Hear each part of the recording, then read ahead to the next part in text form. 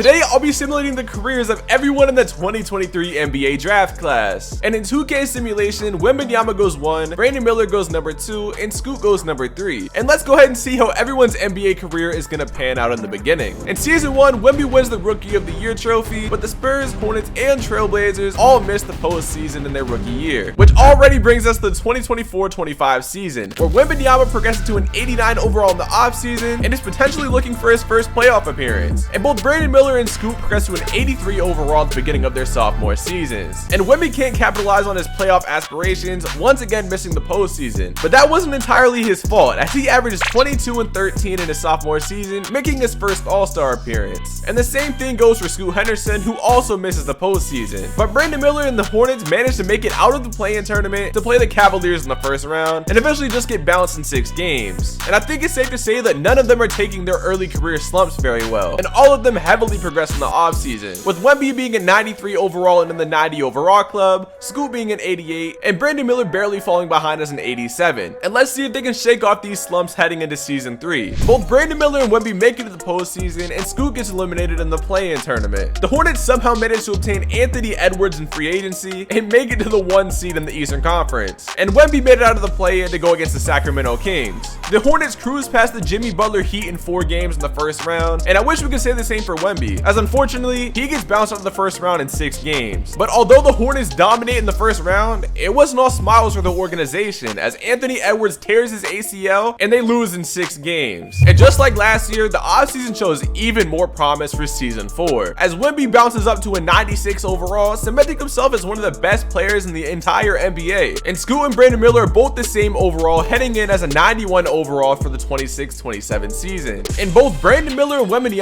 find themselves up 3-1 in the conference finals. And well, once again, Scoot's season was an afterthought, getting bounced in the play-in tournament year after year. And Wemby capitalizes on the 3-1 lead, making it to the NBA finals after game 5. But we can't say the same for Brandon Miller, who loses the next 2 games, forcing a game 7 at home. And it looks like we are not gonna get the finals matchup that we were hoping for, as Brandon Miller and the Hornets are down by 15 and make that 16 after Darius Garland hits his free throw. So unless there's some sort of miracle going on with Anthony Edwards, LaMelo, and Brandon Miller, we're gonna have to chalk it up and hopefully have a finals matchup in the future. And yeah, as expected, there's no comeback, which means that Brandon Miller was eliminated and Wemby is gonna be in the finals against the Cleveland Cavaliers. Wemby and the supporting cast lose both game 1 and 2 to Cleveland in the finals and have to pray for a miracle to happen in San Antonio, which unfortunately they don't get, losing the next 2 games, getting swept in the finals. In season 5, Wemby starts to cement himself as possibly the best player in the NBA, becoming a 97 overall, and both Scoot and Brandon Miller are shortly behind as a respective 94 and 92 overall. And well, this season was a career year for Wembanyama, as he wins his first MVP award with season averages of 29, 13, and 5 with over 2 blocks a game. And surprisingly this year, all 3 of Wemby, Miller, and Scoot make it to the postseason. And although Wemby had the MVP in a very successful regular season, it wouldn't transfer over to the playoffs, as he gets bounced out of the first round. And Scoot finally makes it out of the play-in tournament, going to the second round, but gets swept by the Thunder. And the Thunder make it all the way to the finals to match up against the one and only Brandon Miller. The Hornets split the series at home in Charlotte and are looking to go up 3-1 on the road, where the series is split, both of them winning 2 games apiece. Which brings us to game 5, where Anthony Edwards has a 42-point explosion, bringing them to a potential elimination in OKC. And it looks like Brandon Miller is going to be the first one out of this draft class to win an NBA championship. If you would have told me before this video that Wembanyama wouldn't be the first one to win the championship and it would be Brandon Miller, I wouldn't believe you. Now, I don't know what's going to happen in the actual NBA draft, but in 2K they said that Brandon Miller was going to the Hornets, but I'm hearing that right now it's going to look like Scoot Henderson is going to the Hornets, so I have no idea. But we'll see whenever the draft comes on, and you guys will know before this video even comes out. No way they still have hope. Please just hold the ball out, bro. Y'all aren't going to win. Chet Holmgren for 3, it doesn't even matter. Like, you clanked it anyways. 3,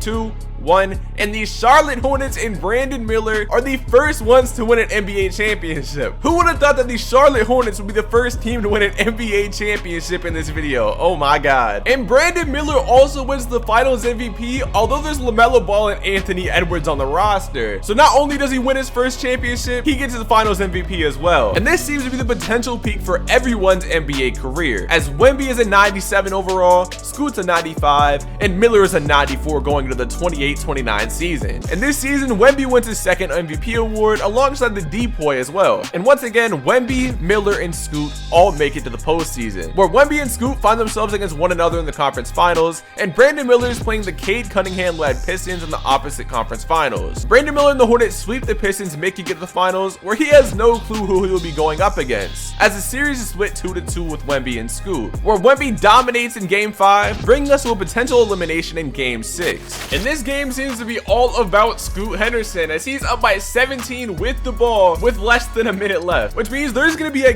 Game 7. Oh my god, a Game 7 to find out who's going to play Brandon Miller and have a rookie class matchup? That's actually crazy, bro. But let's go ahead and go on to Game 7, because this game is practically over. And in Game 7, it looks like the script has been flipped, as the Spurs are up by 13, and it's going to take a miracle by Scoot Henderson to come back from down 13.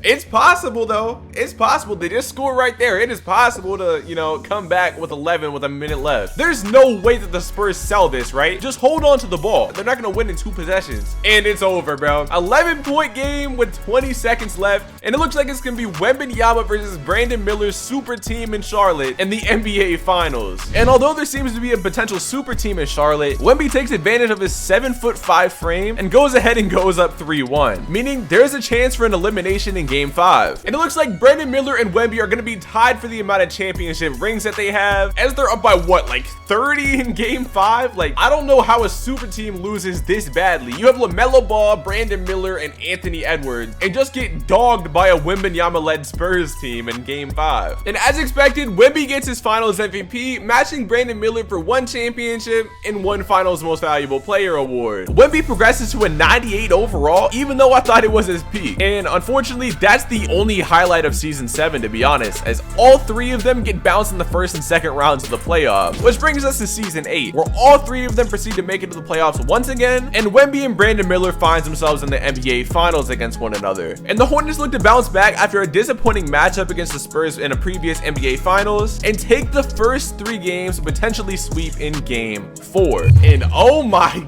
god, Brandon Miller and MVP LaMelo Ball just dominated this whole series. After them losing in what, 4 games, 5 games or whatever in the previous time they matched up, I was not expecting a sweep this time. Oh, and Wembanyama has 32 points on 62% from the field, and they only have 91 points to Charlotte's 126. That's actually crazy. Now I wonder if MVP LaMelo Ball or Brandon Miller is going to get the Finals MVP trophy. And I expect them to just hold the ball out right here. 5, 4, 3, 2, 1, and Brandon Miller comes back to be up 2-1 on the NBA championship thing. I mean, it's not really like a championship race thing. I'm just kind of doing this in my head. So Brandon Miller has 2 championships and a Finals MVP. Wemby has 1 championship and a Finals MVP. And Brandon Miller, even though there is a LaMelo Ball regular season MVP on his team, takes home his 2nd Finals MVP award. And in the 2031-32 season, the Brandon Miller saga continues, as he wins his first MVP award, averaging 26, 8, and 8 a night. Wemby and Brandon Miller both make the playoffs, and Scoot shortly falls behind. The Spurs get bounced in the first round, but Brandon Miller once again finds himself in the NBA Finals, where he goes up 3-2 against the Thunder, which potentially means for once again another elimination game. And this game is awfully close. It's a 4-point game. Anthony Edwards for 3. He misses it. Brandon Miller with the rebound, and they're forced to foul, bro. This game is really close. So before Brandon Miller shoots these free throws, there's 32 seconds left, and the Hornets are up by 4. Brandon Miller splashes the first one, and hopefully he makes the second right here. And he makes the second one, making it, what, a 6-point game with 32 seconds? So if the Thunder don't bounce back and hit a 3 right here, Brandon Miller is going to win yet another NBA championship. They take a terrible 2 attempt, and this game is literally over. I'm just go ahead and go to the end, and hopefully we can see if Brandon Miller wins his 3rd Finals MVP award. And as expected, Brandon Miller wins yet another Finals MVP award. And somehow, some way, Brandon Miller miraculously finds a way to progress to a 96 overall in the 2032-33 season. And the Charlotte Super Team is 100% at their peak. And this season almost went exactly like last season did, with Miller once again winning the MVP award. The Blazers don't make the playoffs, the Spurs get bounced in the playoffs early, and the Hornets are going up against the Thunder once again, where SGA dominates, beating the Hornets in 6 games. And once again, there is a rinse and repeat cycle in this simulation, as Brandon Miller wins 2 more MVP awards, wins a championship in the 2033-34 season, and there's another Spurs-Hornets matchup in the NBA Finals for the 34-35 season, where Brandon Miller and the Hornets dynasty go up 3-0 and potentially can win another NBA championship in Game 4. And although Wemby went number 1, Brandon Miller going number 2 might be more beneficial. Like, I don't know if it's gonna happen in real life. I feel like Scoot's gonna go to the Hornets, but I don't know. Brandon Miller's just putting on a show. He has what, like 3 MVPs, something like that, 4 MVPs, who knows? Like, that's actually so crazy, and they're up by 12. Like, let's see if he's gonna win yet another Finals MVP award. And as expected, the Brandon Miller dynasty in Charlotte still continues, with him winning yet another championship and Finals MVP award. And in season 13, the storyline finally hits the switch, as Wemby gets the MVP trophy once again in season 13, and Brandon Miller gets eliminated in the conference finals. And well, Wemby finds himself in a game 7 against the Sixers for a potential NBA championship. And it doesn't look like the Spurs are going to be able to get it done, as they're down 6 with 24 seconds left. It's not looking too good. And as I expected, we can't get it done. They're down 7 with, yeah, they're just going to hold the ball. Oh, it's a wrap. Wemby almost had another championship to end this Brandon Miller saga, but it ends in a disaster, and that's just it. I'm not gonna lie. And season 14 seems to be the beginning of the decline for the 3 main stars of the 23 draft class, as they finally start to regress, and nothing really happens for the next like 3 seasons or so, and it leads to Scoot's eventual retirement, and then for Wemby, and then for Brandon Miller, who are obviously all Hall of Famers after multiple All-Star appearances, MVP awards, NBA championships, and the 23 NBA draft class is definitely one to remember, and in Simulation 2K is probably the greatest draft class of all time. And surprisingly, in this simulation, Brandon Miller stole the spotlight of Wembenyama going number 2. But if you want to see another dynasty like the Hornets dynasty, click on this video right here, where I see what would happen if Taco Fall was a WNBA superstar. I promise you won't regret watching it.